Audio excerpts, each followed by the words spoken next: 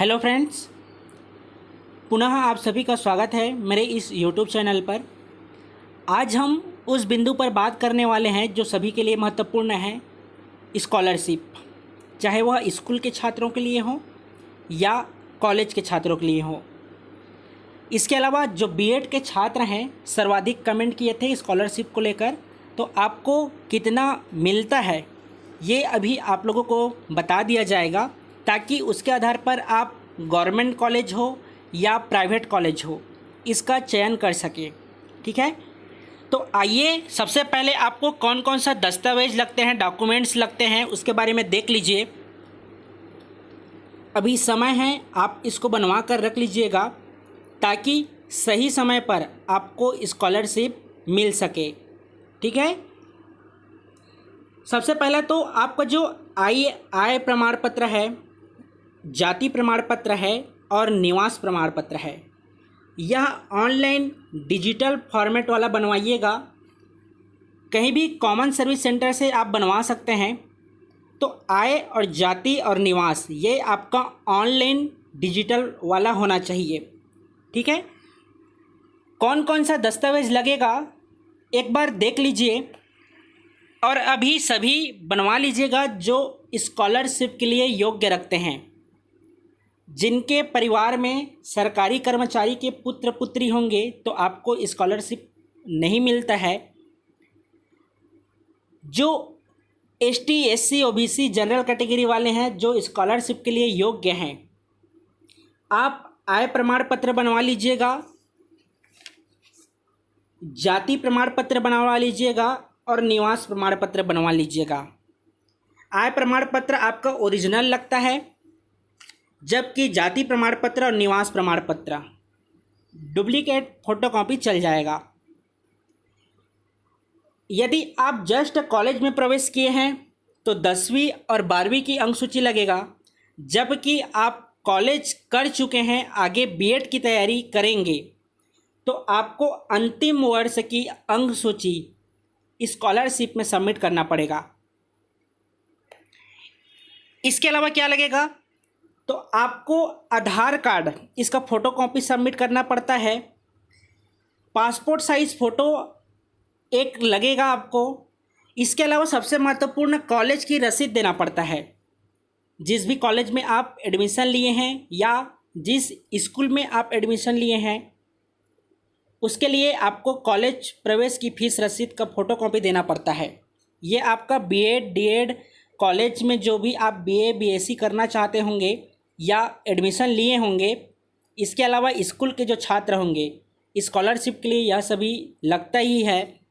अभी नया अपडेट हुआ है मोबाइल नंबर, आपको मोबाइल नंबर भी उसमें अपडेट करना पड़ता है।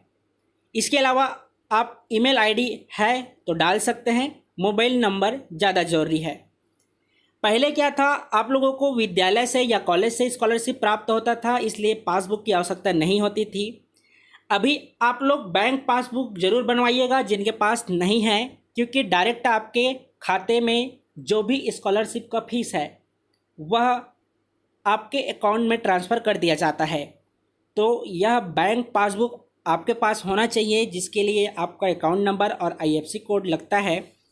तो ये प्रमुख जो डॉक्यूमेंट्स हैं सभी योग्य छात्र जो स्कॉलरशिप के लिए रखते हैं, चाहे स्कूल के छात्र हों, कॉलेज के हों या उच्च स्तरीय शिक्षा प्राप्त करने वाले छात्र हों, तो आय प्रमाण पत्र, जाति प्रमाण पत्र, निवास प्रमाण पत्र, साथ ही 10वीं 12वीं की अंक सूची, अंतिम वर्ष की अंक सूची, Aadhaar card, passport size photo, college प्रवेश की फ़ीस रसीद, प्रवेश क्रमांक ये ज़रूरी नहीं है लेकिन उसमें आप फॉर्म में ज़रूर फिलअप कीजिएगा, मोबाइल नंबर और बैंक पासबुक, ये सभी डॉक्यूमेंट्स आप सभी के पास होना चाहिए।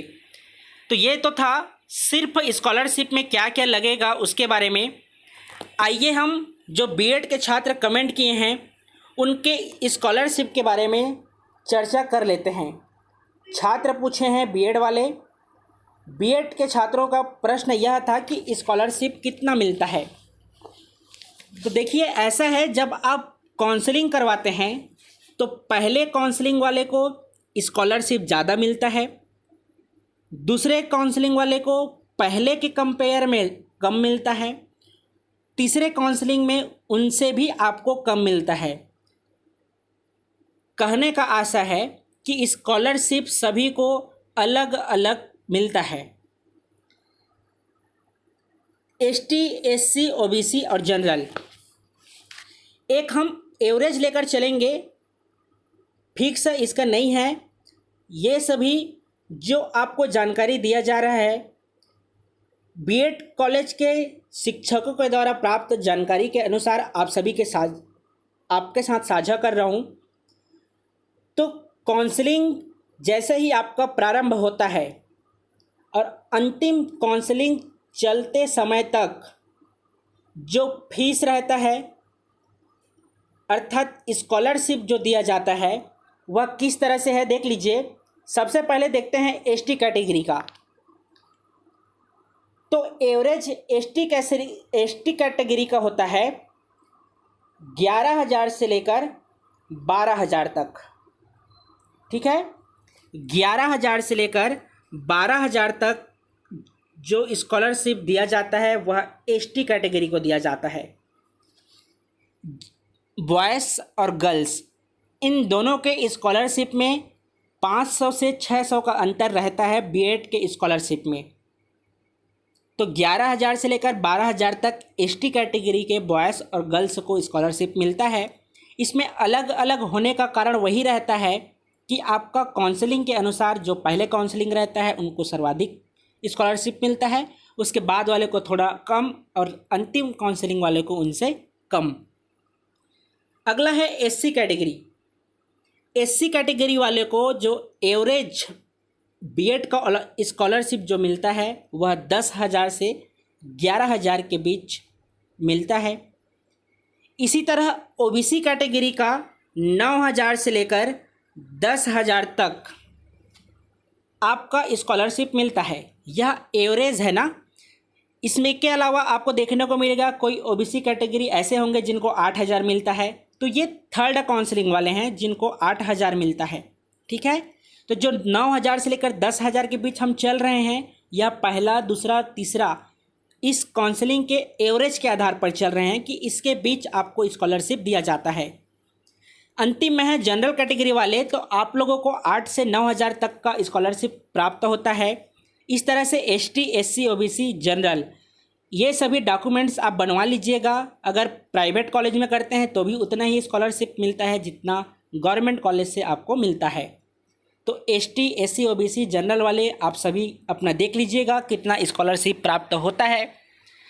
अगले वीडियो में आपको यह बताया जाएगा कि आप प्राइवेट कॉलेज या सरकारी कॉलेज इसमें बीएड करते हैं तो कौन सा आपके लिए ज़्यादा बेहतर हो सकता है, इस पर वीडियो जल्द ही आपको प्रोवाइड किया जाएगा।